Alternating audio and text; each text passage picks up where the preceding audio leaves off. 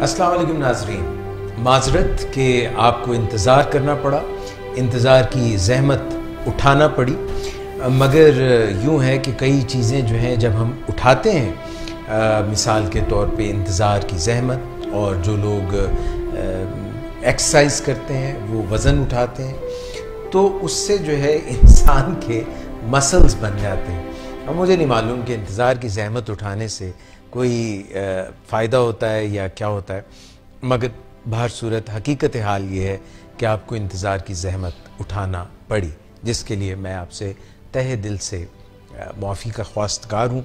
ये मैंने कहा ज़रा मुश्किल अल्फाज बोल के थोड़ा पैसिफाई करने की, सिचुएशन को डिफ्यूज़ करने की कोशिश करूँ।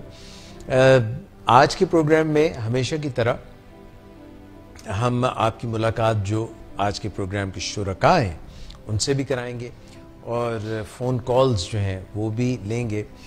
टॉपिक मैं सोचता रहा कि क्या डिस्कस करना चाहिए और एक मलगोबा सा बन गया। होता ही है कि जैसे आप कोई सोचते हैं कि आज मसूर की दाल पका लें, और फिर कोई आपको कहता है कि ये मूंग और मसूर की दाल, तो आप कहते हैं चलो मसूर की दाल नहीं पकाते, मूंग की दाल पका लेते हैं। फिर लोग कहते हैं कि लोग तो ऐसे भी हैं जो दूसरों के सीने पे मूंग दलते हैं, तो फिर मूंग की दाल भी नहीं पकाते हैं, तो फिर मसर की दाल पका लेते हैं। तो ऐसे में कई दफ़ा ये होता है कि कोई आफत सी आ जाती है, कोई खलबली सी मच जाती है और सारी दालें जो है मिक्स हो जाती हैं, और जब वो मिक्स हो जाती हैं तो फिर हलीम पका लेते हैं। तो मैंने भी बहुत सोचा कि आपके लिए कौन सा टॉपिक लेके आऊं। पिछले मंडे को मेरा इरादा था कि आपसे एजिंग के मुतालिक बात करूं कि कैसे कैसे जब उम्र अजीज़ जो है बढ़ती है, जिसका एक शेर भी है जो अगर मुझे याद आ गया, ज़रा साज देना, अभी जहन में नहीं आ रहा, उम्र रफ्ता को आवाज़ देना, पता नहीं आगे क्या, ज़रा साज देना। तो वो हम चले गए, एक दूसरे शहर में चले गए लास्ट मंडे को, जिसकी वजह से मैं आपसे प्रोग्राम में बातचीत एजिंग के मुतालिक नहीं कर सका। फिर उसके बाद संडे को एक मैं प्रोग्राम कर रहा था, ये जो कल संडे गुजरा है, तो उसमें मैं सोच रहा था कि आपके साथ डिस्कशन, उस प्रोग्राम में मैंने, रेडियो प्रोग्राम में मैंने डिस्कशन जो की थी वो ये की थी कि हमारा अपना ही दिमाग कई दफ़ा हमारी बात नहीं मानता। ये बड़ा मसला हो जाता है कि दूसरे ना माने, ये तो एक अलग बात है, मगर जब इंसान का अपना ही दिमाग अपनी बात ना माने तो ये बड़ा गड़बड़ घोटाला सा हो जाता है। मतलब किसको कहें, किसको जाके बताएं कि भाई हमारा ही दिमाग जो है वो हमारे ही ताबे नहीं है, हमारा ही फरमान जो है उसको मानता नहीं है। तो कल के प्रोग्राम में ये बात कर रहा था कि कुछ ऐसा चक्कर चला दें, कोई ऐसा तरीका सीख लें, कोई ऐसा मोजा बर्पा कर दें कि हमारा दिमाग कम अज़ कम हमारी बात तो मानने लगे। फिर उसके बाद ये ख्याल आया कि कुछ लोगों का ऐसा मानना है कि जिस तरह से लोग हमसे बर्ताव करते हैं, जैसा रवैया हमसे रवा रखते हैं, उसमें ये चीज़ बहुत कार फरमा होती है, इस चीज़ का बहुत अमल दखल होता है कि हम उनको किस तरह से बताते हैं कि हमारे साथ किस तरह का रवैया रखना है। इस पे भी एक काफ़ी कज बहसी हो गई। कुछ लोगों ने कहा कि जी ऐसा तो नहीं है, हम तो नहीं सिखाते हैं। लोगों का तो अपना एक तरीक़ा कार होता है, वो कभी अच्छे मूड में होते हैं, कभी बुरे मूड में होते हैं। कुछ लोगों की शख्सियत ही इतनी नेगेटिव होती है तो वो उसी तरह से दूसरों के साथ बर्ताव करते हैं। तो ये दो टॉपिक्स थे जो कल हम डिस्कस कर रहे थे एक और जगह पे, एक और फोरम पे, रेडियो पे, कि एक तो ये कि हमारा दिमाग कम से कम हमारे ताबे तो हो, दूसरा जो था वो ये कि we teach people how to treat us. इस पे भी बात सोच रहा था कि आज करूं। और पिछले हफ्ते का एजिंग वाला तो था ही कि भाई जिस तरह उम्र बढ़ती है क्या क्या चीज़ें हमारी ज़िंदगी में अच्छी होती हैं और क्या क्या चीज़ें बुरी होती हैं। सारी की सारी चीज़ें बुरी थोड़ी होती हैं, कुछ अच्छी चीज़ें भी होती हैं। हर चीज़ के मनफी और मस्बत पहलू होते हैं, बिल्कुल उसी तरह जिस तरह ताक़ुब में रहती है रात दिन के और दिन रात के, यानी ये एक साइक्लिकल फैशन में चलता है। इसी तरह खिज़ां जाती है तो सर्दियाँ आ जाती हैं, सर्दियाँ जाती हैं तो बहार का मौसम आ जाता है, और बहार का मौसम जुदा होता है तो गर्मियाँ आ जाती हैं। तो ये एक तगय्युर व तबद्दुल जो है, एक सबात तगय्युर को है ज़माने में।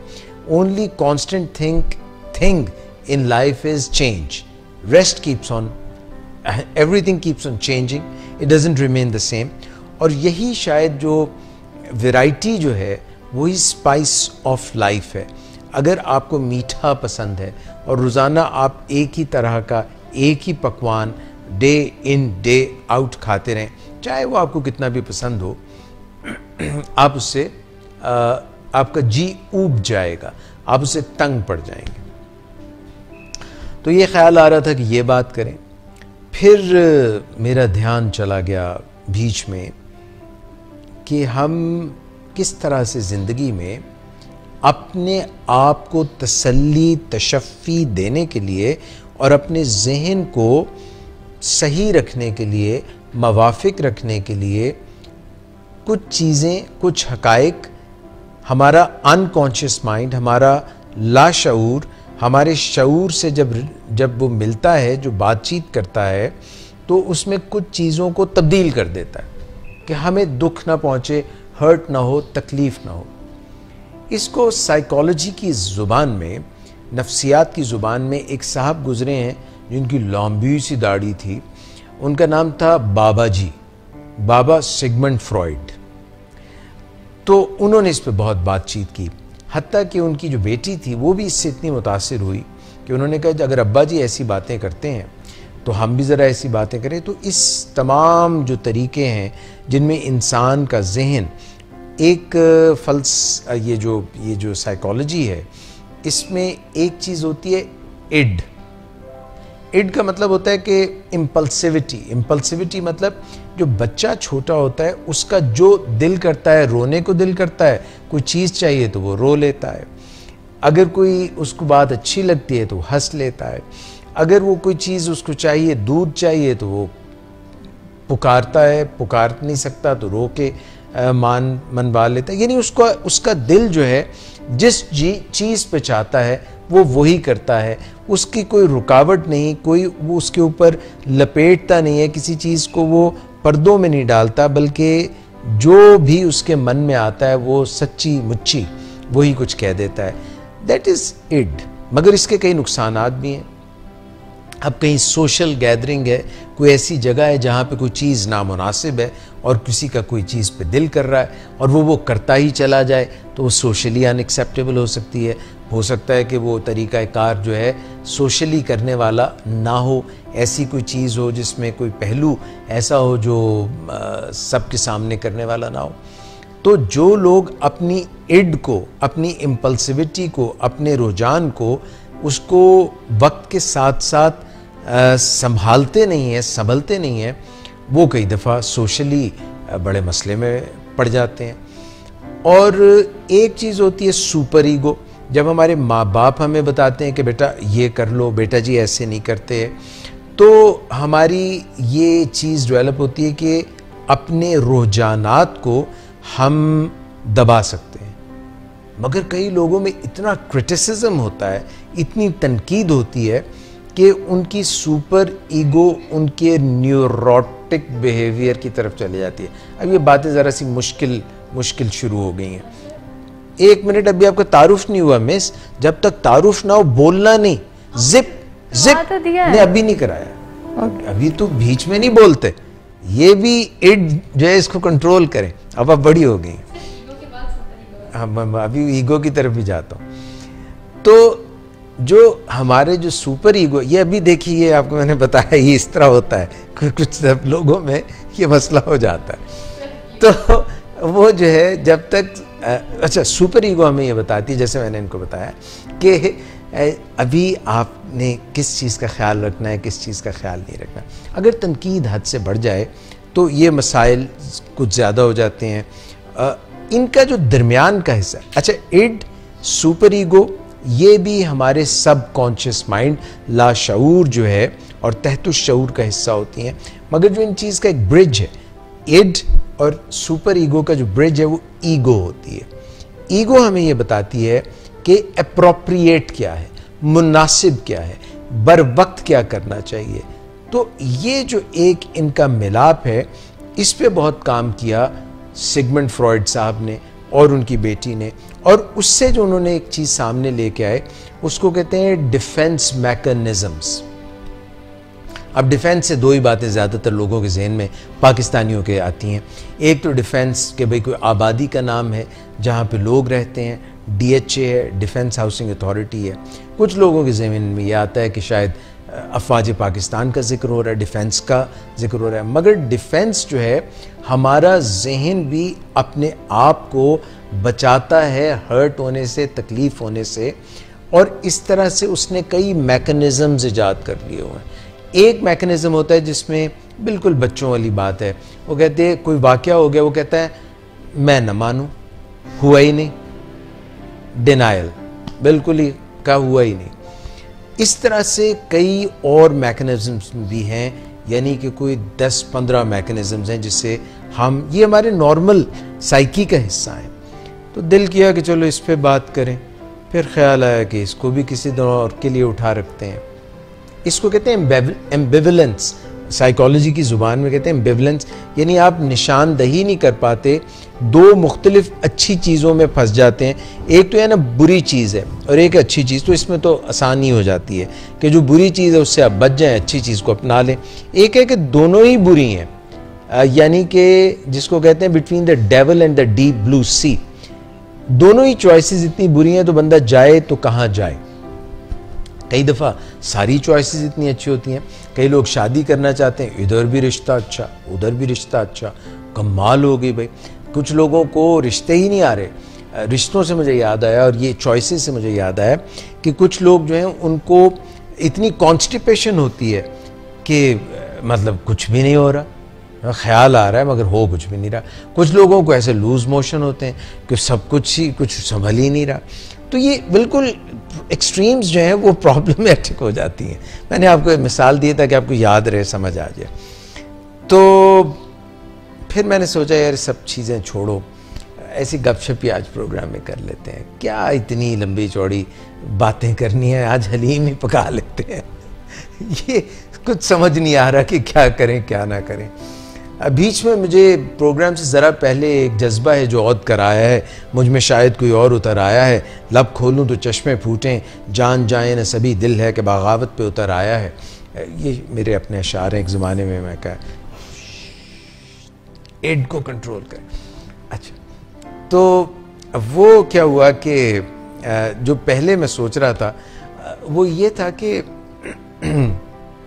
जो आज हम बात करेंगे, चले ये जो मैं कुछ देर पहले सोच रहा था, और मिस शेख जो हैं वो जलबिन जिस तरह मछली तड़पती है ना, उस तरह से यूं शेक कर रही हैं, यानी कि उनसे बर्दाश्त नहीं हो रहा। मैं उनको कह रहा हूँ, वो एक फिल्म थी जिसमें संजय दत्त था और साथ में एक और एक्टर था, वो थोड़ी छोटी हाइट का, तो वो उसमें ना वो कहता कंट्रोल पायन कंट्रोल, तो कहता कंट्रोल नहीं हो रहा मुझसे, कंट्रोल नहीं हो रहा। तो कंट्रोल के बड़े मसाइल थे, उनसे बाहर आ नहीं जा रहा था। तो ख्वातीन हज़रात, बग़ैर किसी तातुल के मैं सब जो है ना फसीलें फलांग के दरमियान से होता हुआ जो है ना सबसे पहले इंट्रोडक्शन आपको करा देता हूँ। हमारे साथ मिस नादिया शेख हैं। मिस नादिया शेख, आपको हम प्रोग्राम में ऑफिशियली खुश आमदीद कहते हैं। मैंने ये जो सीट्स जिस तरतीब में लगी उसको पीछे कर दिया। Thank you sir. हैं सर, ये आपकी ज़रा नवाजी है कि आपने मुझे ज़रा नहीं नवाजी, ये मेरी मजबूरी थी। आपको इंट्रोडक्शन करा दिया मैंने ताकि कम से कम इन तो हो जाए ना प्रोग्राम में। ये ज़रा नवाजी नहीं है, ये बहुत भारी भरकम नवाजी। सर आई अंडरस्टैंड आप जो कहना चाह रहे हैं। I really I am really impressed.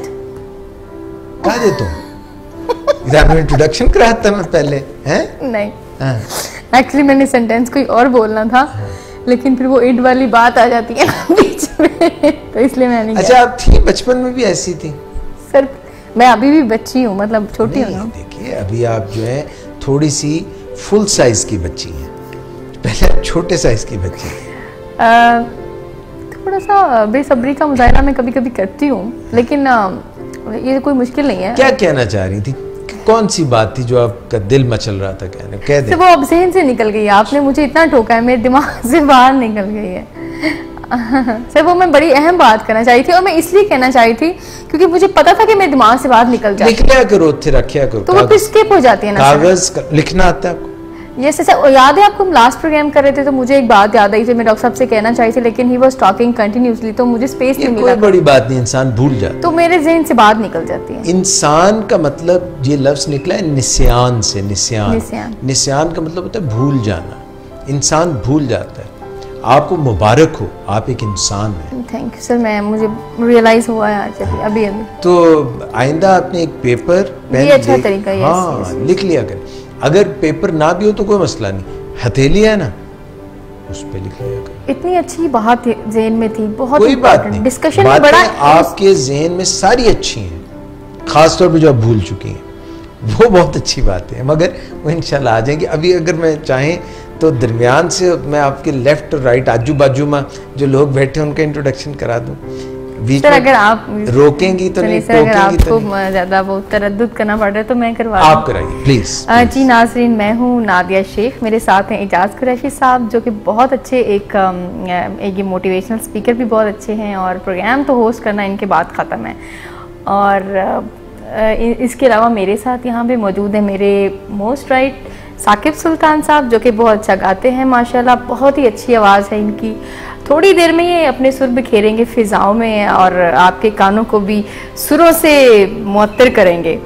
और मेरे लेफ़्ट साइड पे इस वक्त मौजूद हैं असद साहब जो कि पियानो बजा रहे हैं, और हर प्रोग्राम में हमारे साथ ये जो है माहौल क्रिएट करने में हमारा जो है हमारी मदद करते हैं, अहम रोल अपना प्ले करते हैं। इनकी वजह से हम अपने इन्वायरमेंट को मज़ीद खूबसूरत बनाने में कामयाब होते हैं। जी सर, बहुत मेहरबानी, बहुत अच्छा इंट्रोडक्शन कराया, very nice, you spoke very well. Thank you. आइंदा मैं क्या करूँगा कि प्रोग्राम का बिल्कुल आगाज़ में ही आपका इंट्रोडक्शन करा दूंगा ताकि जो है ना आपको अपने ऊपर जबर ना करना पड़े। अच्छा, ये मिस आपने इतने सारे जो पुलंदा उनके पास रखा वो ये आपका ही होगा? एक्चुअली सर यस, ये हमारा। और इसमें पेन भी है? पेन है, इसमें कुछ चीज़ें हमने नोट करनी होती हैं, अगर आपकी इजाज़त। तो यही मैं कह रहा था कि इसी में अगर आप नोट कर लेते हैं सब बातें। सर एक्चुअली यूजुअली मैं नहीं भूलती, कभी कभी भूल जाती हूँ, तो कोई गारंटी नहीं होती कि भूल जाऊंगी, लेकिन जब भूल जाती हूँ तो फिर क्या कर सकते हैं। एक्चुअली, यूजुअली या कभी कभी? एक्चुअली ना, यूजुअली मैं नहीं भूलती एक्चुअली, बट कभी कभी मैं भूल जाती। ओके ओके बस। जी सुल्तान साकिब बलोच साहब, आप भी बड़ी जो मतलब मैं देख रहा था कि एक होता है प्रोएक्टिवली बात करना और एक होता है कि मिस जब बात करना चाह रही थी तुसी क्या खलो जाओ, मगर फिर आप भी कुछ कहना चाह रहे थे। नहीं, मैं सबसे पहले तो आपका शुक्रिया अदा करता हूँ। एक्चुअली सर, इंसान की ज़िंदगी में जो ठहराव होता है ना, उसकी बहुत कीमत है। मिस दिया जाइए शामिल। नहीं, मैं किसी मतलब मिस के हवाले से बात नहीं कर रहा हूँ। कर लो, कोई नहीं, मेरे सब सीनियर्स यहाँ पे मौजूद नहीं, मेरी हैं। बड़ी ये मैं भाई बहुत अहम बात एज करना तो बाकी कम है सर। मैं बताती हूँ, सीनियर्स मेरे यहाँ पे मौजूद हैं। I don't take anything personally, like कुछ चीज़ें लेनी भी चाहिए, दैट इज मगर not now.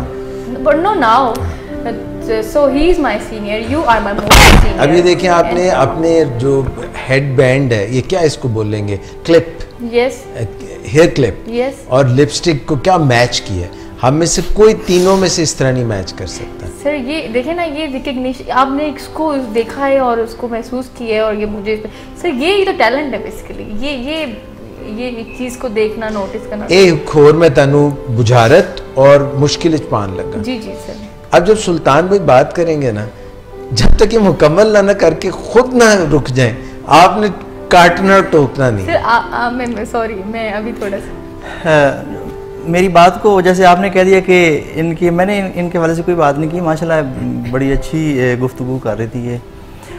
सर, जो बेहतर सुनने वाले होते हैं ना, उनको बेहतर बोलने का भी गुरा आ जाता है।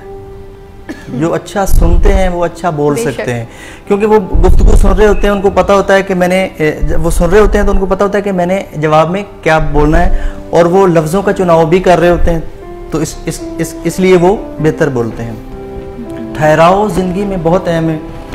जिस किसी ने भी कामयाब, अगर आप किसी को देखना चाहते हैं ना कि कोई बच्चा या बड़ा ज़िंदगी में कोई गोल हासिल करना चाहता है और आप उस पर नज़र रखें, अगर तो आपको लगता है कि इसकी ज़िंदगी में ठहराव है और यकसुई के साथ कोई काम कर रहा है, वो शुरू में ही आप जज कर सकते हैं कि ये बच्चा आगे जाके कामयाब होगा। एग्रीड, ठीक है ना। कुछ लोग होते हैं जो थोड़ा जल्दबाज होते हैं, वो जब्त नहीं कर पाते, वो जिंदगी में कोई कारोबार भी यकसुई के साथ नहीं कर पाते। जल्दबाजी में एक काम किया, उसमें नुकसान उठाया, फिर बगैर प्लान के अगला कारोबार शुरू कर दिया, उसमें भी नुकसान। तो जैसे कि मैं अब इनकी छोटी सी मिसाल देता हूँ कि आप मेरा तारुफ करवाने लगे तो इन्होंने फटाफट कर दिया कि आज मैं तारुफ करवाऊंगी जल्दबाजी में, और एक्साइटमेंट में इन्होंने सुल्तान साकिब को साकिब सुल्तान कह दिया, जब भी मैंने आपका नाम दोबारा लिया। हाँ जी, ये चीज़ें जो होती हैं, ठहराव ज़िंदगी में बहुत अहम है। आपकी मैं समझता हूँ कि जितने भी लोग कामयाब, मैं स्टडी बहुत करता हूँ, मैं सुबह उठ के अल्हम्दुलिल्लाह बड़े बड़े कालम निगार जो होते हैं उनके ना, मेरी आंखें अब मोबाइल देख देख के अब दर्द होना शुरू हो गया, क्योंकि मैं सुबह उठ के अखबार पढ़ता हूँ मोबाइल में ना, इंटरनेट। तो जितना भी मैंने स्टडी किया है लोगों को, मैंने यही चीज़ देखी है कि ज़िंदगी में आपकी शख्सियत में अगर ठहराव है, आप कामयाब होते हैं। ठहराव जब होता है ना, तो बंदा अपने आप को फील कर रहा होता है कि मैं बहुत लेट हो रहा हूँ किसी भी काम में। एक्चुअली वो लेट नहीं हो रहा होता, वो मजबूती के साथ अपने टारगेट की तरफ जा रहा होता है। कुछ लोग होते हैं जल्दबाजी, अफरा तफरी में, वो समझ रहे थे कि मैं अभी अपने काम में, अपने टारगेट में को अचीव कर रहा हूँ, अभी कर रहा हूँ, लेकिन लग उसको यही रहा होता है कि मैं पहुंच गया हूँ, लेकिन वो पहुंचता नहीं, वो बड़ा दूर अपने टारगेट को कर बैठता। तो इसलिए वो बात जो बचपन में हमें बार बार एक कहानी सबने पढ़ी है, कछुए और खरगोश की। हाँ जी, तो ये चीज़ें हैं। बाकी आप जो बात कर रहे थे शुरू में, आपने कह दिया कि मैंने ये सोचा और इस टॉपिक पे बात करेंगे, उसमें उसको आपने बड़ा बेहतरीन एक्सप्लेन किया, और साथ आप एंड पे पूरा एक्सप्लेनेशन के बाद आप कह देते थे कि इसको भी आज छोड़ देते हैं, कोई और बात करते हैं। एक्चुअली आपने तारुफ करवाते करवाते 3-4 टॉपिक्स को अच्छे तरीके से लोगों को बता दिया है कि ये चीज़ ऐसे होती है, ये चीज़ ऐसे होती है। तो ये लफ्ज़ों का जो हेर फेर है, या लफ्ज़ों का इस्तेमाल सही वक्त पे होता है, ये बहुत बड़ा फ़न है, जो मैं पहले भी कहता हूँ कि आपके पास है, और अल्लाह ताला और आपको और ज़्यादा इज़्ज़त और कामयाबियाँ और ये चीज़ दे। जज़ाकल्लाह। तो मेरे ख्याल में मैं अब जो बोलना तो बोल रही हूँ। Thank you very much. आप आज सब बार बार बोलेंगे। असद असगर साहब जो हैं हमारे साथ प्रोग्राम में होते हैं, और कोई शक नहीं कि कीबोर्ड बजाते हैं और बड़ा मज़ेदार धुन बजाते हैं, बड़ा मज़ा आता है और बड़ा रंग लगा देते हैं। और हमारी जितनी भी टीम है वो आहिस्ता आहिस्ता निखरती जा रही है, और ये टीम जो है ये आसानी से नहीं बनती। जिन लोगों को आप जानते हैं, फिर कभी कभी उनके साथ जो है उनकी शख्सियत के मुख्तलिफ़ पहलुओं को आप जानते हैं, तो आपके देखे भाले हो जाते हैं। और उधर जो है हमारे पास ये मलिक अरसलान साहब हैं जो हमारे प्रोड्यूसर हैं, और साथ में इर्तिसाम है जो यंग मैन है। अब तो इनको भी आए हुए मुझे लगता है जैसे 3 माह से भी ज़्यादा हो गए हैं, 6 माह। यहाँ पे एक और बात मैंने नोट की है कि वक्त इतनी तेज़ी से माशाल्लाह इस इदारे में, विलिंग वेज में हमारा गुजर जाता है कि टाइम का बिल्कुल पता नहीं चलता। और अच्छे वक्त के मुतालिक कहा जाता है कि अच्छा वक्त तेज़ी से गुजर जाता है, वरना मुश्किल के लम्हात तो जो है पल पल गुजरना और गुजारना मुश्किल हो जाता है। तो आज के प्रोग्राम में जहाँ पे मैं और बातें करूँगा, फ़िलहाल मैं थोड़ा सा फिर मौका देता हूँ मिस नादिया शेख को कि वो अपनी थोड़ी सी हवाड़ निकाल लें। जी सर, मैं तो I am always okay, like हवाड़ कौन सी, मुझे तो कोई प्रॉब्लम नहीं बोलने की। लाइक इन्होंने बहुत अच्छा बोला है कि इंसान के दिल में ठहराव होना चाहिए, जल्दबाजी नहीं होनी चाहिए।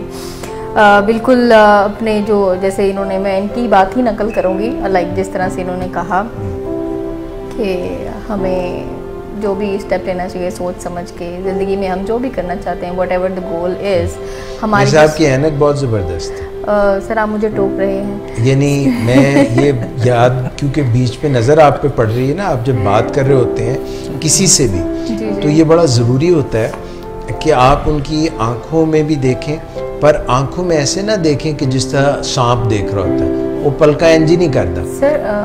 हाँ, तो वो भी, और दूसरे के चेहरे पे नज़र रखें, उसके जो उसके चेहरे के उतार चढ़ाव, हत्ता कि उसके जो सांस का जैसे चल रहा होता है उस पर, उसकी बॉडी लैंग्वेज, उसकी सारी चीज़ों पे नज़र। और फिर तारीफ़ जो है हम लोग जब करते हैं उसमें डंडी मारते हैं, कंजूसी करते हैं, उस वो मुझे डर था कि मैं भी भूल ना जाऊं आपकी तारीफ़ करना। तो पहले तो मैंने वो आपको वो जो लिपस्टिक और वो जो आपने जो हेयर क्लिप, और अभी ये जो आपने ऐनक को आपने मैच किया है ये अपने सारे अटायर के साथ। सर थैंक यू, बहुत शुक्रिया, आप मुझे इतना अप्रिशिएट कर रहे हैं सारी चीज़ों के लिए। तो मैं ये बात कर रही थी इनकी, इन्होंने कहा कि हमारी स्ट्रैटेजीज जो भी हैं आगे हमारे गोल तक पहुंचने के लिए वो सोची समझी होनी चाहिए। कहीं हम ऐसी गलती ना करें कि हम अपने गोल, हम समझ रहे कि हम अपने गोल की तरफ रवा दवा हैं, लेकिन असल में तो हम उससे पीछे हट रहे हैं। तो इन्होंने बहुत खूबसूरत बात की, I am totally agree with this. तो इतनी बड़ी इन्होंने जब बात कर दी है, इतनी खूबसूरत बात, तो ये मेरे लिए बहुत, और सबके लिए, इवन सुनने वालों के लिए, मेरे लिए, सबके लिए बहुत अच्छी बात है। अमल अगर इस पर किया जाए तो ये एक गुर की बात है, ये एक सक्सेस, की टू सक्सेस है। तो बहुत अच्छी बात इन्होंने की है। तो मुझे उम्मीद है कि ऐसी बातें इनसे, आपसे, सबसे मुझे सीखने को मिलती रहेंगी। और कहीं अगर मेरी ज़रूरत मुझे लगा कि है तो I will definitely contribute towards. So मैं सबके साथ। असद भाई आप भी कुछ कहना चाह रहे थे? एक्चुअली मैं एक बात करना चाह रहा था, और ये कोई मजाक ना इसको समझे। पर्ची रख दे, हमारे एक लीडर थे, वो पर्ची से बात है, मुझे जुकाम है इसलिए। आपको तो जुकाम है, मगर अभी थोड़ी देर पहले तो ठीक। मैं कई दफ़ा पर्ची देख के ना मुझे ख्याल आ जाता है मुझे बुखार है 104, वो वैसे पुरानी यादें आ जाती हैं। फिर लोग बातें बनाते हैं कि पर्ची नाल गाल कर दे, तुसी ते बगैर पर्ची दे गाल करो। जी जी, ये एक कोटेशन टाइप एक जुमला है, और इसको कोई पर्सनली भी ना ले और ना मजाक समझे। अच्छा, ये दो में मुश्किल बात थी, तुसी ਹੁਣ ਤੁਸੀਂ पर्सनली भी नहीं, मैंने पर्सनली लेना था। अच्छा, आपने उधर से भी मना कर दिया। मिस नादिया ने इसको, लेकिन आप जब ये सुनेंगे तो शायद इसको पर्सनली ना ले। कोई मजमे में अगर कहते हैं कि कोई बेवकूफ शख्स है ना, जब तक नहीं बोलता वो अक्लमंद कहलाता है। कोई बेवकूफ शख्स मजमे में जब तक नहीं बोलता वो अक्लमंद कहलाता है, लेकिन जब वो बोल पड़ता है तो पोल खुल जाती है। मगर मैं ठहराव की बात कर रहा हूँ, इसको पर्सनली ले लिए बात को। ठहराव की बात कर रहा हूँ कि मतलब सब्र करना कितना मतलब हमारे लिए फायदेमंद हो सकता। आई नो, मगर इस पे मैं आपसे पूरी तरह मुत्तफिक नहीं। अच्छा ठीक है। क्यों? देखिए, जब पता नहीं हजरत अली करम अल्लाह वजहू का कॉल है, अगर मुझे सही याद पड़ रहा है, वरना किसी बहुत ही दानिश्वर आदमी की ये कॉल तो है, वो ये है कि जब कोई शख्स बोलता है तो पता चलता है कि ये कोयले की कान है कि सोने की कान है। एग्जैक्टली, मतलब बोलने के बाद ही पता चलता है ना। लेकिन जब तक कोई मजमे में अक्लमंदों का मजमा बैठा है, तो उसमें अगर कोई ऐसा बैठा है जो थोड़ा सा उनके लेवल पे नहीं है। मैंने वही अर्ज किया कि ये देखिए, इसमें हमें कभी भी दूसरे शख्स को ज़माने तालिब इल्मी को याद कर लें। छोटे जब बच्चे हुआ करते थे, अब घरों में कुछ बच्चों को स्नब कर दिया जाता है कि भाई तुम ना बोलो। हर किसी की बात में एक जिद्दत होती है, हर किसी की बात में एक मुख्तलिफ एंगल होता है, और सीखने की उसमें भी कोई ना कोई बात ज़रूर होती है। और हमें हमेशा इस चीज़ की दूसरे को शाबाश देनी चाहिए, उनकी जो है ना, उनको अप्रिशिएट करना चाहिए कि वो बोलें। पता है क्या, जो लोग नहीं बोलते, ये बिल्कुल उसी तरह कोई बड़ा ज़बरदस्त एथलीट है, बड़ी उसने प्रैक्टिस की है, या कोई भी फन है, जैसे मिस नादिया गुलूकार है, घर में कभी छोटी होती होंगी, घर में प्रैक्टिस करती, जब तक किसी फोरम पे, घर में किसी पार्टी पे, बड़ों के सामने, फिर उससे बड़े फोरम पे नहीं गाएंगी, या कोई एथलीट भागेगा नहीं, कोई बंदा बोलेगा नहीं। आपने देखा है कुछ लोगों को बोलने में कितनी दिक्कत होती है, कितनी मुश्किल होती है। ये सुल्तान साकिब बलोच जो है बच्चों की वीडियोस छोटी छोटी बना के उनसे बात करते हैं, उनको लगा देते हैं, ये सब बहुत अच्छा है। इससे हम तरवीज देते हैं, हौसला अफजाई करते हैं। तो मैं समझता हूँ कि हर स्टेज पे उससे करेक्शन होती है, बंदा सीखता है कि भाई अच्छा ये मैंने कहा, कोई परफेक्ट नहीं है। एग्जैक्टली सिर्फ अल्लाह की ज़ात परफेक्ट है। एग्जैक्टली मैं इसको आप वाकई इसको आप किसी दूसरी एंगल से देख रहे हैं। मैंने जस्ट वो बात की है उस ठहराव के लिए कि अगर हम रुके रहते हैं या फिर अपने पे कंट्रोल करके रखते हैं तो ये हमारे लिए सही साबित होता है कई दफ़ा। सर जब भी कोई बात करता है, मतलब बात करना, सॉरी साकिब भाई, बात करना तो अच्छी बात है, जो जितनी आपने बातें की हैं वो बिल्कुल परफेक्ट है, लेकिन जो मैंने बात की है, जो कोटेशन मैंने किया है, वो सिर्फ इसलिए है कि कई दफ़ा हमारा रुके रहना, ठहराव में रहना या फिर चुप रहना हमारे लिए सही भी साबित हो जाता है। सर कभी भी कोई बंदा, कोई शख्स जब कोई बात करता है या कोई एक्शन करता है तो वो ये सोच के कभी भी नहीं करता कि मैं ये गलत कर रहा हूँ, राइट। वो अपनी तरफ से सही कर रहा होता है।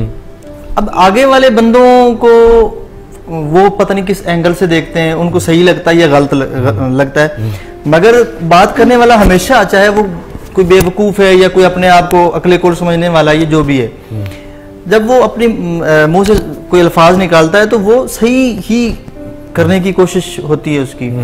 तो बाकी हर इंसान का अपना सोचने का अंदाज भी होता है जी, उसको आप नेगेटिव लेंगे या पॉजिटिव लेंगे वो सुनने वाले पे डिपेंड करता है। बिल्कुल। हाँ। और एक ये भी बात है कि हम किसी को बेवकूफ़ कहने के लायक ही नहीं है। बिल्कुल ऐसे। पहली बात तो ये है, ये तो जस्ट एक मैंने बात सुनी थी, किसी को मतलब किसी के ठहराव को अगर हम बात करें तो उस पर हम फिट कर सकते हैं। बेवकूफ़ कहना भी मेरे ख्याल से किसी को बेवकूफ़ी है। करेक्ट। किसी को बेवकूफ़ कहना या पागल कह देना या फिर कह देना आप इधर हो, मतलब आप नहीं हमारे लायक, तो ये भी बेवकूफ़ी है मेरे ख्याल से। ये सबसे बड़ी सही बात आपने कही है। और मेरा ख्याल है कि 1 तो 6:12 हमारे स्टूडियोज़ की घड़ियों में हो गए हैं। और आज गाने बड़े ज़बरदस्त आप लोग प्रैक्टिस कर रहे थे।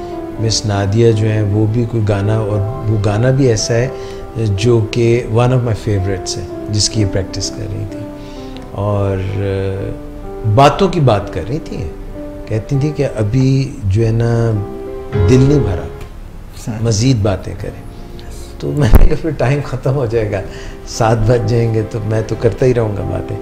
और आप भी कुछ बड़े ज़बरदस्त कोई गाने जो है मिक्स कर रहे थे, शायद 2 गाने मिक्स कर रहे थे। नहीं, एक ही है। अच्छा, आज एक ही है, क्योंकि वो पिछली दफ़ा मिस नादिया ने 2 गाने बड़े अच्छे तरीके से निभाए थे इकट्ठे मेडले स्टाइल में। तो ख्वातीन हज़रात, मैंने तो तारुफ हमेशा ही कराता हूँ और ज़्यादातर मैं इंटरव्यूअर होता हूँ, इंटरव्यूई नहीं होता। मतलब सुल्तान साकिब बलोच हैं, इनका मैं तारुफ कराता हूँ कि सुल्तान भाई जो हैं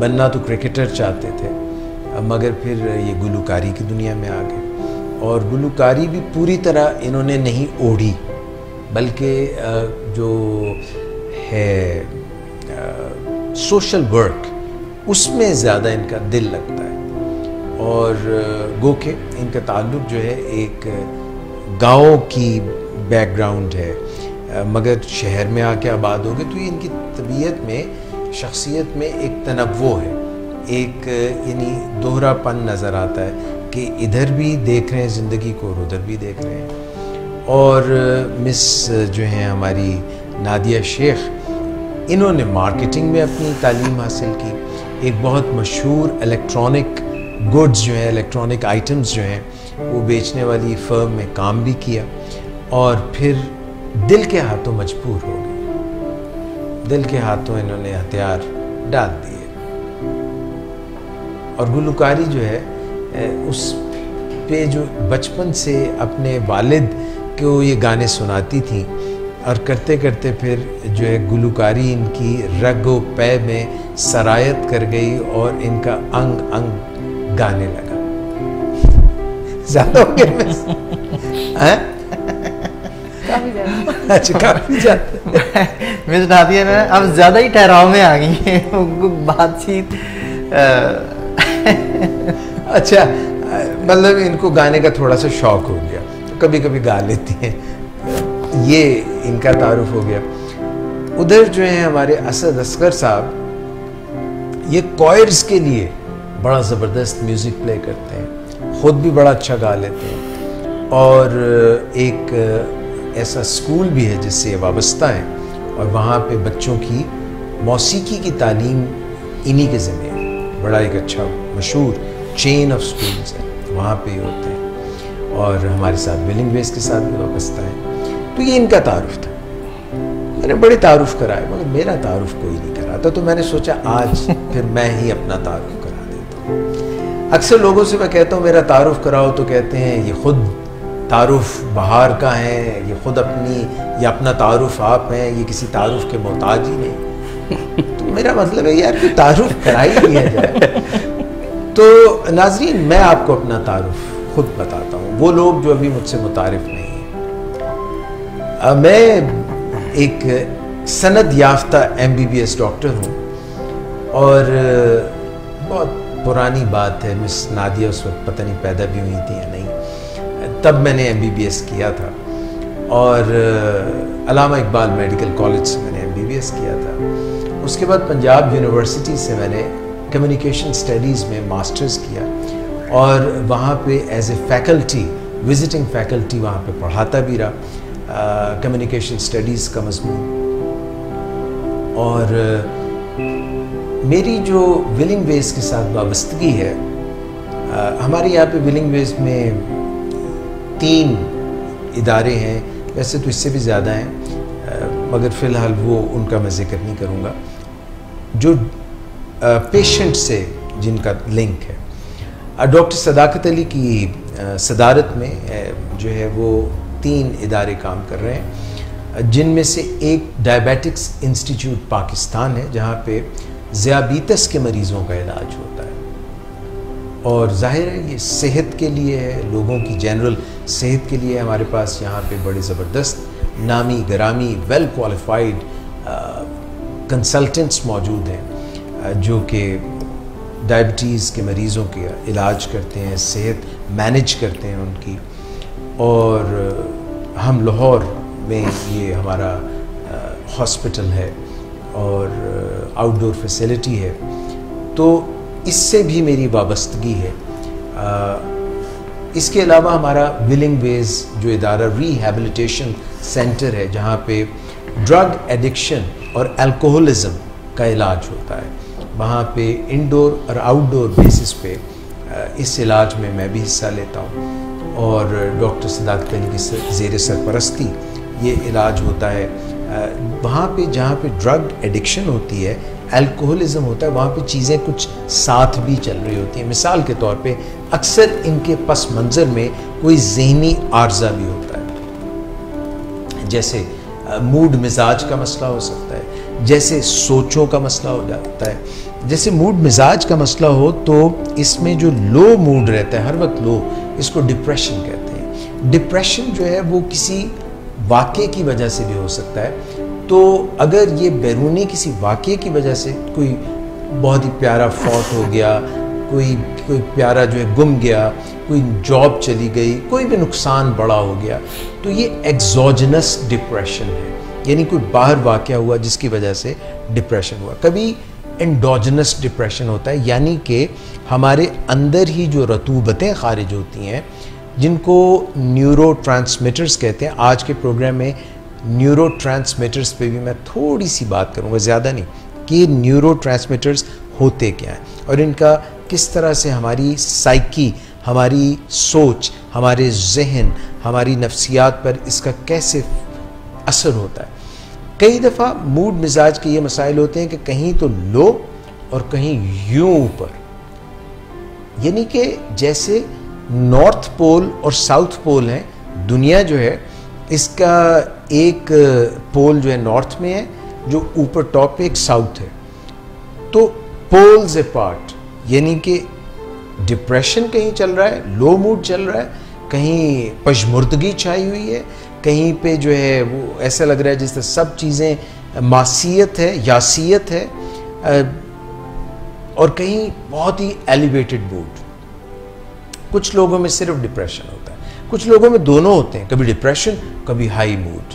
और हाई मूड में एक जब बहुत ही हाई मूड हो उसको मैनिया कहते हैं, मैनिया। मैनिक फेज जो होता है मूड का, उसमें क्या होता है कि हाई एनर्जी, थक ही नहीं रहे, नींद ही नहीं आ रही, दयालु हो गए, खर्चीले हो गए, लोगों में चीज़ें बांट रहे हैं, अपने आप को बहुत ही बड़ी तुर्रम खान चीज़ समझ रहे हैं। और इस तरह का जो मूड है हर वक्त जोवियल, हंसते गाते, लोग कहते हैं बड़ा ही अच्छा शख्स है, मगर कभी मूड ऐसा ऊपर और कभी नीचे। तो ये जो है इसको बाइपोलर डिजीज़ कहते हैं। जैसे north pole right, south pole is the bipolar disease. ये मूड मिजाज का मसला, इसके दरमियान में छोटे मोटे भी होते हैं, जैसे साइक्लोथाइमिया, कभी मूड ऊपर कभी नीचे, इसको साइक्लोथाइमिया कहते हैं। अक्सर ड्रग एडिक्शन और अल्कोहलिज्म के पस मंज़र में मूड मिजाज के मसाइल होते हैं। इसको कहते हैं डबल जेपर्डी, यानी दो मसाइल इकट्ठे हो गए। एक तरफ तो मूड मिजाज का मसला था, ऊपर से जो है ड्रग्स यूज़ करनी शुरू कर दी। कई दफ़ा थॉट डिसऑर्डर होता है, सोच जो है वो ऐसे लगता है ये सब लोग मेरे ख़िलाफ़ हुए हैं, ये मिसकोट करके मेरे ख़िलाफ़ हैं। उसमें भी और भी बहुत सी तरह की सोच में गलतियाँ होती हैं। ऐसी पर्सनालिटी में स्किज़ोफ्रेनिया इसको कहते हैं, मालिखोलिया, कई दफ़ा ये भी ड्रग एडिक्शन के पस मंज़र में नज़र आ रहा होता है। तो यहाँ पे तारुफ में करा रहा था अपना, और ये बातें बीच में चली गई। तो ये जो इस तरह के मरीज़ हैं, इनका भी हम इलाज करते हैं। कई दफ़ा किसी थॉट से लोगों का इतनी वाबस्तगी जुड़ जाती है कि वो उससे जान ही नहीं छुड़ा सकते हैं, चिपक जाते हैं उस थॉट से, और वो उनको तंग करता है, उसे जान छुड़ाना चाहते हैं। कंबल मुझे छोड़ता है, मगर मैं छोड़ता हूँ मगर कंबल नहीं छोड़ता। उससे जान छुड़ाने के लिए वो कुछ और रिचुअल्स करना शुरू कर देते हैं। ऐनक को इधर रख के इसको 3 दफ़ा यूं यूं यूं किया, फिर इसको यहाँ रखा, फिर चाबी को यहाँ रखा, तो शायद इससे वो थॉट परे हो जाए। इसको कहते हैं ऑब्सेसिव कंपल्सिव डिसऑर्डर, यानी वहम की बीमारी, कि इस तरह से मैं करूँगा तो ये मसला, हाथ धो रहे हैं वो हाथ साफ ही नहीं हो रहे, इस तरह। और ये बड़ी तकलीफ दह चीज़ें हो जाती हैं। और इस तरह की there are whole lot of, ये जहन जो है अल्लाह पाक ने हमें दिया, ये सबसे टॉप पे है बॉडी के, मगर जो इसके मसाइल हैं वो हमारे पूरे जिस्म को, हमारे ताल्लुकात को, हमारी रूह को, हमारे रोज़मर्रा के जितने भी मामूलात और तरीक़ाकार हैं उनको मुतासिर करते हैं। ये दिमाग की सारी बातें।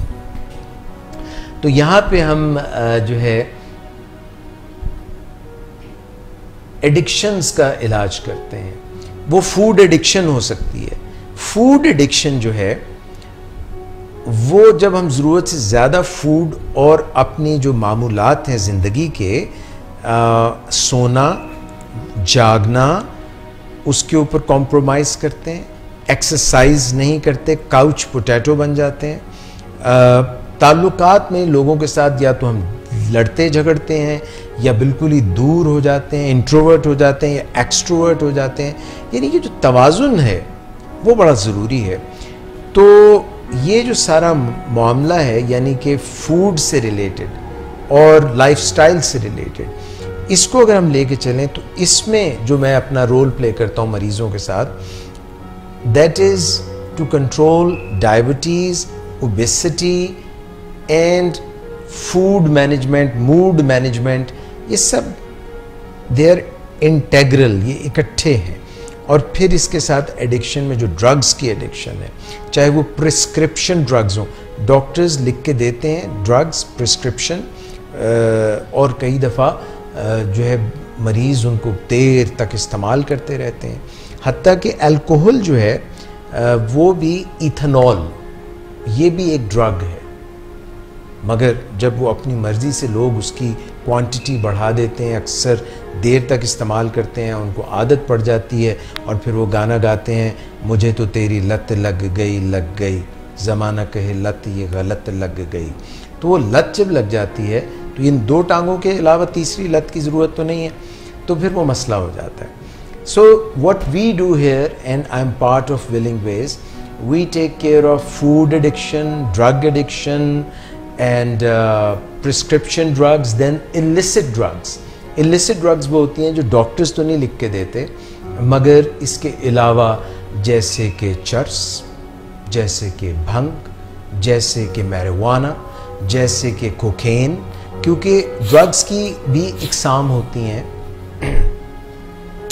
अल्कोहल जो है और बेंजोडाइज़ेपिन्स, ये जो हैं ये ऐसी ड्रग्स हैं जो मूड को नीचे लेके जाती हैं, स्टेबलाइज करती हैं। कोकेन एंड एम्फेटामीन्स ये मूड को ऊपर लेके जाती हैं। तो इनका जो खिलवाड़ है आपस में आजकल कॉमन बहुत हो गया, लोगों ने बहुत ज़्यादा, क्योंकि ज़िंदगी बहुत तेज़ी से गुजर रही है, तो लोग अपने मूड मिजाज को नींद से मैनेज नहीं करते, ताल्लुकात अच्छों से मैनेज नहीं करते, लिहाज अदब और खुशियाँ बांटने से मैनेज नहीं करते, बल्कि जो है क्विक फिक्सेस करते हैं, जुगाड़ लगाते हैं, जिसकी वजह से मूड मैनेज करने के लिए सुबह देर से उठने से बचने के लिए रात को देर से सोए, नींद पूरी नहीं की, 8 घंटे पूरे नहीं किए, तो अब क्या हुआ कि चाय, अब ये सोशली एक्सेप्टेबल है, मगर चाय के अंदर कैफीन होती है, जैसे कि आप यूँ कहें कि अल्कोहल अगर डैन है तो चाय नहीं, सॉरी, कोकेन अगर डैन है तो चाय उदी निकी पैन है। ये यानी कि बिल्कुल हल्की सी है, सोशली एक्सेप्टेबल भी है, मगर ये भी स्टिमुलेंट है।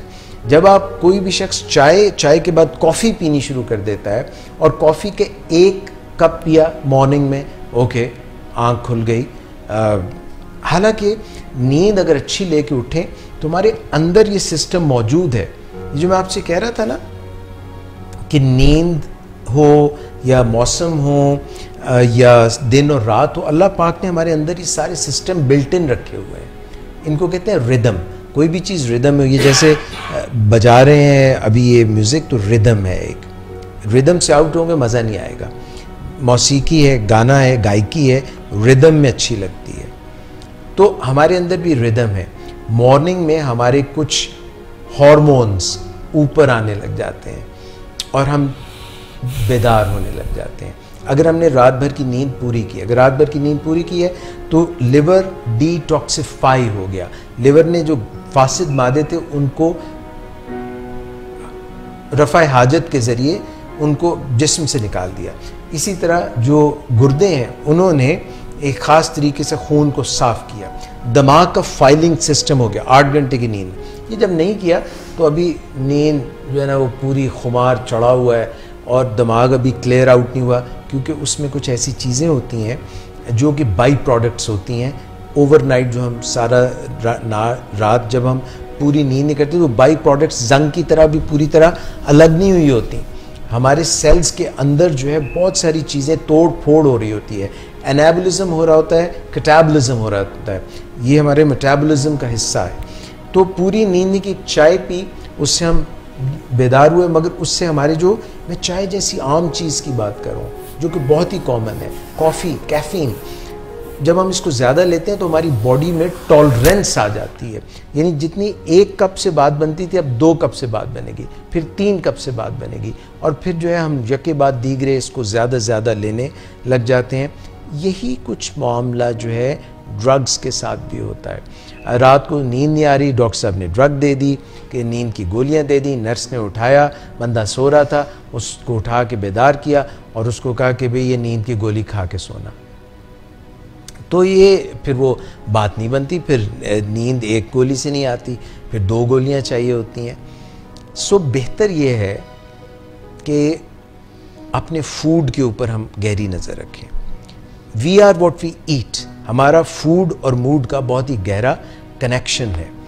और बॉडी में जो हम एक्सरसाइज जब हम करते हैं तो हमारे अंदर ऐसी रतूबतें खारिज होती हैं जिनको अफीम की तरह समझा जाता है, ओपियोइड्स की तरह समझा जाता है। ओपियोइड की ख़ास बात है, जब किसी डॉक्टर को ऑपरेट करना होता है, जब किसी को बहुत ज़ख्म लग जाते हैं, घाव लग जाता है, तो उसको मॉर्फिन दी जाती है ताकि उसकी जो दर्द है वो कम हो जाए।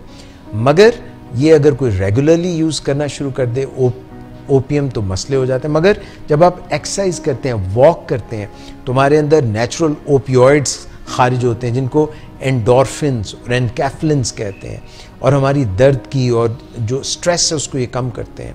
सो कोशिश करनी चाहिए। और यहाँ पे विलिंग वेज में और डायबिटिक्स इंस्टीट्यूट में मैं और मेरे जितने भी रफ़क़ा हैं और जितने भी हमारे साइकोलॉजिस्ट हैं और हमारे डॉक्टर्स जो हैं और हमारी जो पूरी टीम है काउंसलर्स की, वो ये कोशिश करते हैं कि ओबेसिटी का मसला हो, डायबिटीज़ का मसला हो, फूड में एतदाल से हटने का मसला हो, ड्रग्स जो हैं वो कोई यूज़ कर रहा हो, या कोई ज़हनी आर्जा हो, या जिस्मानी कोई मसला हो, तो इन सब को एक बेहतरीन लाइफस्टाइल से हम बेहतर से बेहतरीन बनाएं, ताकि बजाय अद्वियात के हम ये सीख लें कि हम ज़िंदगी में कैसे इसको बेहतरीन तरीके से गुजार सकते हैं।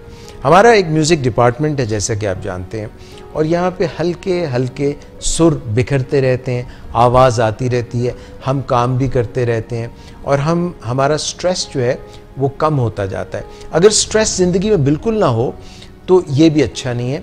ये जो थोड़ा सा स्ट्रेस होता है जिसको हम हेल्दी स्ट्रेस कहते हैं, इसका अंग्रेज़ी में नाम है यू स्ट्रेस। ये यू वो यू वाला नहीं है, ये है EUSTRESS, यू स्ट्रेस।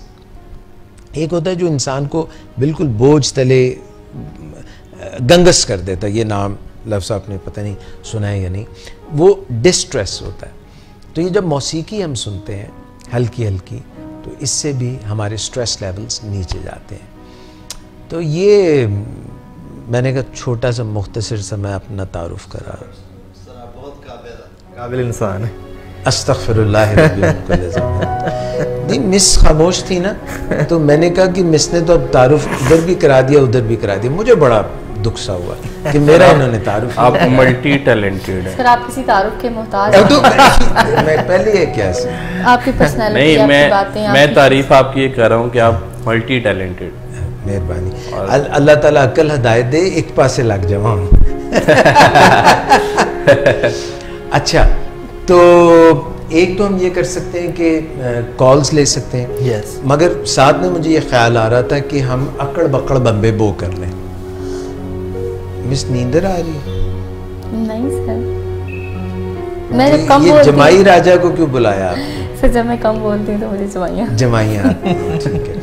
अच्छा, अकड़ बकड़ बम्बे बो 80-90 पूरे 100, ये पता करें कि आप दोनों में से गाना पहले किसने सुना। मेरे ख्याल में इनको फ्रेश होना चाहिए। मिस आप जरा फ्रेश हो जाए नहीं, अच्छा गाना सुना के जब गाना गाएंगी तो अच्छा गाना गा के। नहीं सर, जरूरी तो नहीं मैं गाऊँ, मतलब ये भी गा सकते हैं, इसमें क्या है, आप गा लें।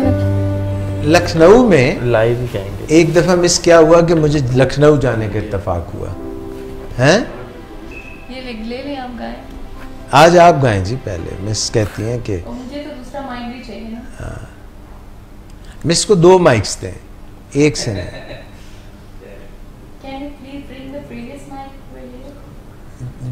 अंग्रेजी में भाई इत्तेसाम उन्होंने कहा है कि क्या आप पुराना पिछला माइक जो है जो पहले इस्तेमाल होता था वो ला सकते हैं। अच्छा, ये वाला माइक नहीं आपको, हाँ? ये जो इनको आपने दिया हल्का वाला इनको दिया, लो जी लाएं जी। वो जो है उधर से राशिद भी जो है परेशान होके आ गए हैं। ख़ुवातीन हज़रात, हमारे बहुत ही यूएई के मशहूर, आप जानते होंगे, पूरे यूएई के सब जानते हैं, राशिद साहब तशरीफ़ लाए हैं यूएई से, तो आपको भी खुशामदीद कहते हैं या शेख, आपका बहुत शुक्रिया आने का। जो वक्त पे धोती को फाड़ के रुमाल करते हैं वो जिंदगी में कमाल करते हैं।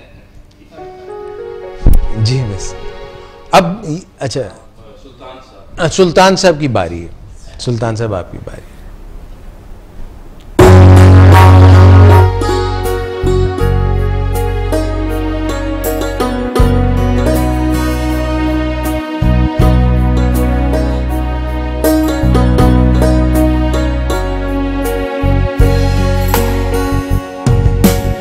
तुझसे नाराज नहीं जिंदगी, हैरान हूँ मैं,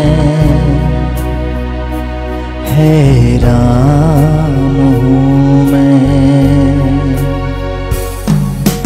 तेरे मासूम सवालों से परेशान हूँ मैं, परेशान हूँ मैं। तुझसे नाराज नहीं जिंदगी, हैरान हूँ मैं, हो हैरान हूँ मैं। जीने के लिए सोचा ही नहीं, दर्द संभालने होंगे। मुस्कुराए तो मुस्कुराने के कर्ज उतारने होंगे। जीने के लिए सोचा ही नहीं, दर्द संभालने होंगे। मुस्कुराए तो मुस्कुराने के कर्ज उतारने होंगे। मुस्कुराए कभी तो लगता है जैसे होठों पे कर्ज रखा है। तुझसे नाराज नहीं जिंदगी, हैरान हूँ मैं, हैरान हूँ मैं। तेरे मासूम सवालों से परेशान हूँ मैं, हो परेशान हूँ मैं।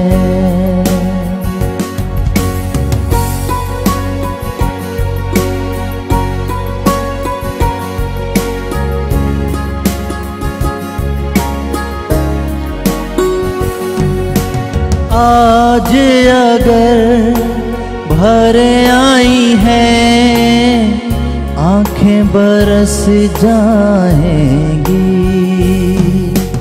आज अगर भरे आई हैं, बूंदें बरस जाएंगी। कल क्या पता इनके लिए आंखें तरस जाएंगी। जाने कहाँ गुम हुआ कहाँ खोया, एक आंसू छुपा के रखा था।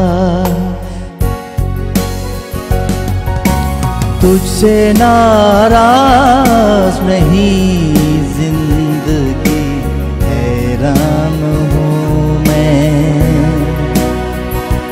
हैरान हूँ मैं। तेरे मासूम सवालों से परेशान हूँ मैं, हो परेशान हूँ मैं।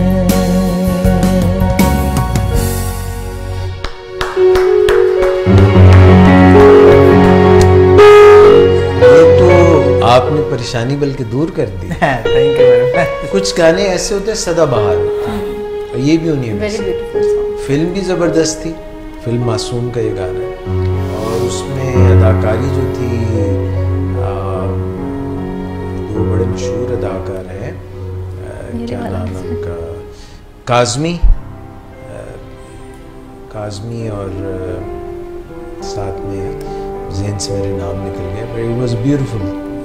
आपने गाया भी बहुत ज़बरदस्त तरीके से, छा गए, छू भी गए। तो मिस नादिया की फरमाइश भी थी कि पहले आप गाएं। मुझे ये डर था कि पहले आप में ट्रेन ना गुजर जाए मगर ये कि अच्छा हुआ आपने कहा दिया।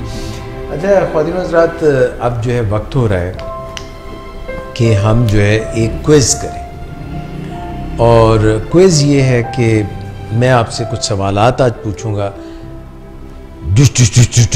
रैपिड फायर राउंड में, और आपने फ़ोन करना है और मैंने फिर आपसे सवाल करने हैं। तो आपका समय शुरू होता है अब। अगर आप फ़ोन करना चाहें तो अब हमें फ़ोन कीजिए। हमारे फ़ोन की बेल बजने वाली है और हम आपकी कॉल लेने के लिए तैयार हैं। अगरचे वक्त थोड़ा सा कम है मगर आप अब हमें कॉल कर सकते हैं। भाई आपने ये चेक कर लिया था एक दफ़ा? हाँ, कॉल करके देख लिया था? मैं एक चीज़ ऐड जी कर जी लूं करें कि अभी एक मैसेज किधर चल पड़ी हैं?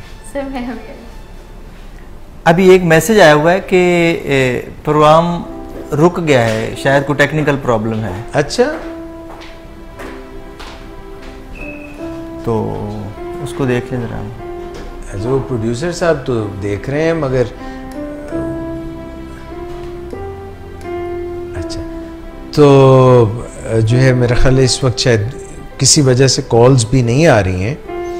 I don't know what's the reason, मगर यहाँ पे हम प्रोग्राम को फिर रैप अप करते हैं क्योंकि फ़िलहाल, और इंशाल्लाह आपसे फिर मुलाकात होगी। आज कदरे जो है we are going to wrap up the show a little early.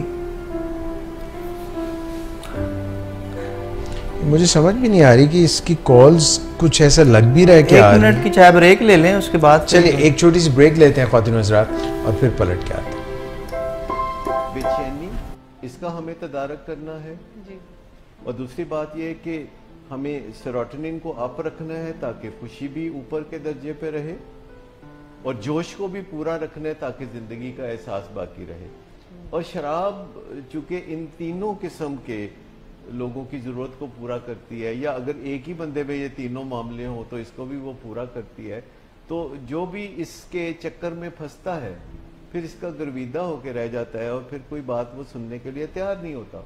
शराब पीने के बाद जिन लोगों को मसाइल होते हैं, जिनका मेटाबॉलिज्म ख़राब होता है, वो शराब पीने के फ़ौरन बाद नहीं होते। किसी को घंटा 2 घंटे बाद होते हैं, किसी को अगले दिन सुबह जाके वो होते हैं, और उनको फ़ायदा अलग से क्लियर नज़र आता है। जब वो शराब पीते हैं तो उनको वो सब फ़ायदा नज़र आता है, उनकी बेचैनी कम हो जाती है, वो खुशियाँ मनाने लगते हैं और वो लोगों से कनेक्ट करने लगते हैं, और इन्हीं मकासद के लिए लोग शराब पीते हैं। लेकिन कुछ घंटों के बाद उनके अंदर कुछ मनफी हालात पैदा होने शुरू हो जाते हैं। कुछ टॉक्सिन्स हैं जो कि उनके खून में सर्कुलेट करती हैं और उससे उनको एक कोफ्त की सी कैफियत होती है, और इस कोफ्त की कैफियत को ठीक करने के लिए फिर जो करीब तरीन हल होता है वो मज़ीद शराब का इस्तेमाल है।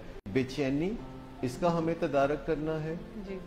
और दूसरी बात यह है कि हमें सेरोटोनिन को अप रखना है ताकि खुशी भी ऊपर के दर्जे पे रहे, और जोश को भी पूरा रखना है ताकि ज़िंदगी का एहसास बाकी रहे। और शराब चूँकि इन तीनों किस्म के लोगों की ज़रूरत को पूरा करती है, या अगर एक ही बंदे में ये तीनों मामले हों तो इसको भी वो पूरा करती है। तो जो भी इसके चक्कर में फंसता है फिर इसका गर्विदा होकर रह जाता है और फिर कोई बात वो सुनने के लिए तैयार नहीं होता। शराब पीने के बाद जिन लोगों को मसाइल होते हैं, जिनका मेटाबॉलिज्म ख़राब होता है, वो शराब पीने के फ़ौरन बाद नहीं होते। किसी को घंटा 2 घंटे बाद होते हैं, किसी को अगले दिन सुबह जाके वो होते हैं, और उनको फ़ायदा अलग से क्लियर नज़र आता है। जब वो शराब पीते हैं तो उनको वो सब फ़ायदा नज़र आता है, उनकी बेचैनी कम हो जाती है, वो खुशियाँ मनाने लगते हैं और वो लोगों से कनेक्ट करने लगते हैं, और इन्हीं मकासद के लिए लोग शराब पीते हैं। लेकिन कुछ घंटों के बाद उनके अंदर कुछ मनफी हालात पैदा होने शुरू हो जाते हैं। कुछ टॉक्सिन्स हैं जो कि उनके खून में सर्कुलेट करती हैं और उससे उनको एक कोफ्त की सी कैफियत होती है, और इस कोफ्त की कैफियत को ठीक करने के लिए फिर जो करीब तरीन हल होता है वो मज़ीद शराब का इस्तेमाल है।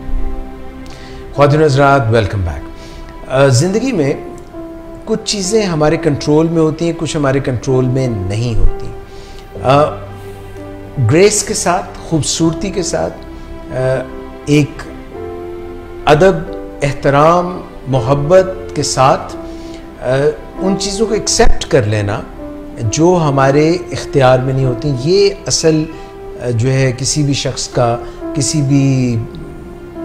किसी भी लोगों का, इज्तमा का ये खासा हो सकता है। जब भी हम इश्तिआल का शिकार हो जाते हैं और हम ऐसा बिहेवियर अपना लेते हैं जिसमें गमो गुस्से को हम फिज़िकल एक्टिंग आउट का नाम दे देते हैं, तो उसमें बड़ी प्रॉब्लम होती है।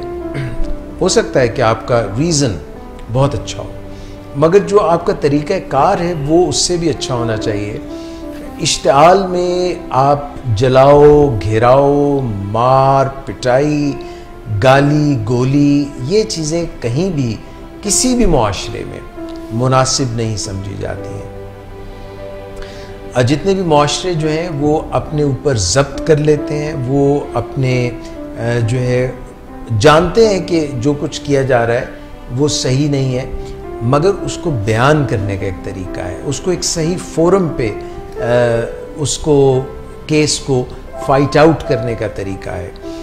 और यही चीज़ जो है हमें मुमताज़ करती है जानवरों से, इंसानों को, क्योंकि बुनियादी तौर पे हमारा जो इर्तका का अमल है, इंसान को अशरफुल मखलूक़ात इसीलिए कहा गया है कि बाकी मखलूक़ात जो हैं उनमें भी कई अच्छाइयाँ हैं, जैसे चीते की फुर्ती, उकाब की आँख और शेर जो है उसकी ताकत, मगर इंसान अशरफुल मखलूक़ात इसलिए अपने दिमाग की वजह से, और दिमाग से भी ज़्यादा जो दिल और दिमाग का राब्ता है उसको वो किस तरह से इस्तेमाल करता है कि लोगों को नुकसान ना पहुँचे, ये इंसान को मुमताज़ करती है चीज़।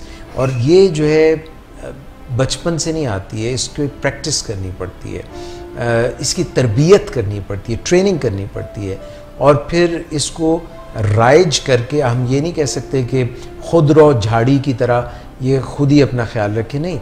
जिस तरह से जो कीमती चीज़ें होती हैं, जैसे फल होते हैं या फसलें होती हैं, उनका ख्याल रखना पड़ता है कि कोई जड़ी बूटी, कोई भी सुंडी, कोई भी ऐसी चीज़ उनको पामाल न कर दे, तबाह न कर दे।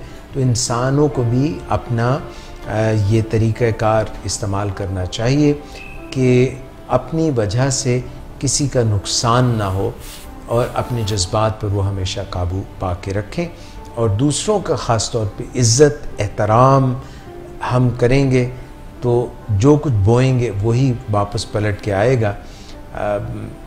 ये चीज़ों का हमें ख्याल रखना चाहिए। आज के प्रोग्राम में हम कॉल्स इसलिए नहीं ले पाए क्योंकि हमारा जो टेलीफोन सेट है, हमारी जो टेलीफोन लाइंस हैं, उनमें कुछ प्रॉब्लम आ रही थी, इसलिए हम आपकी कॉल्स नहीं ले पाए।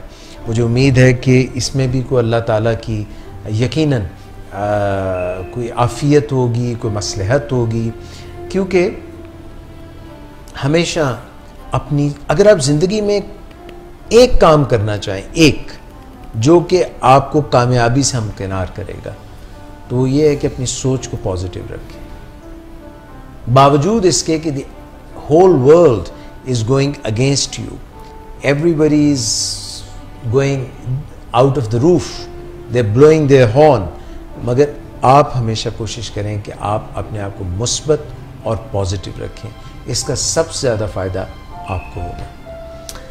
इससे पहले कि आज के प्रोग्राम से मैं आपसे इजाज़त चाहूँ, मैं शुक्रिया भी अदा करना चाहता हूँ, और फिर ये भी बताऊँगा कि गाने के प्रोग्राम के अख्ताम पे हमें नादिया शेख जो है अपनी सुरीली आवाज़ में एक गाना सुनाएंगी, और म्यूज़िक जो है वो साथ में असद असगर का होगा। मैं एक बार फिर से सुल्तान साकिब बलोच आपका, मिस नादिया शेख आपका और असद असगर आपका, और ख़ास तौर पे आप तमाम लोगों का शुक्रगुज़ार हूँ जिन्होंने हमें प्रोग्राम में दो चीज़ें करके दिखा दी। यानी जो मैंने एक कहा था ना, पॉजिटिव सोच, तो दूसरी जो अहम तरीन चीज़ है वो है सब्र और शुक्र। तो हमारे प्रोग्राम में आप सब्र और शुक्र के साथ आए, इसका भी बहुत बहुत शुक्रिया। आज के प्रोग्राम से इजाज़त दीजिएगा। Over to you, my favourite song being sung right now by Miss Nadia Sheikh, who one day will be one of the top artists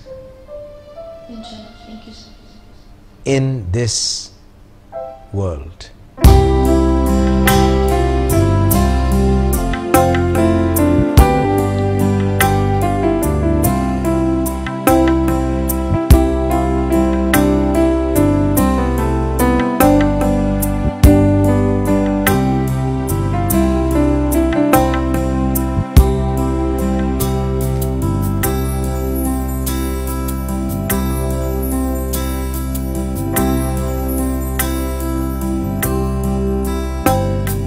अभी ना जाओ छोड़कर के दिल अभी भरा नहीं, अभी ना जाओ छोड़कर के दिल अभी भरा नहीं, अभी अभी तो आए हो, अभी अभी तो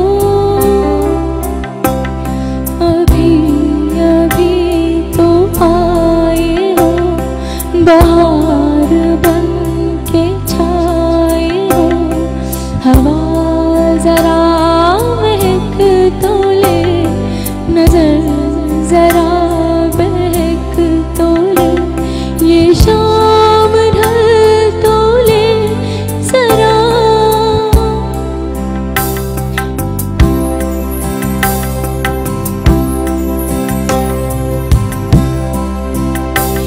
ये शाम ढल तो ले जरा, ये दिल संभल तो ले जरा, मैं थोड़ी देर जी तो लूं, नशे के घूंट पी तो लूं, नशे के घूंट पी तो लूं, अभी तो कुछ कहा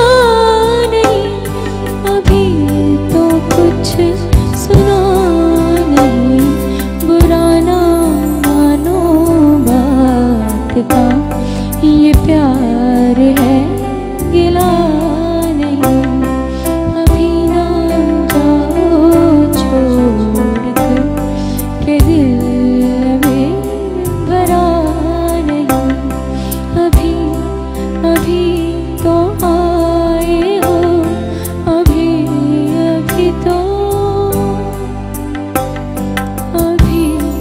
अभी तो आए हो, बहार बन के छाए हो, हवा जरा महक तो ले, नजर जरा बहक तो ले, ये शाम ढल तो ले जरा,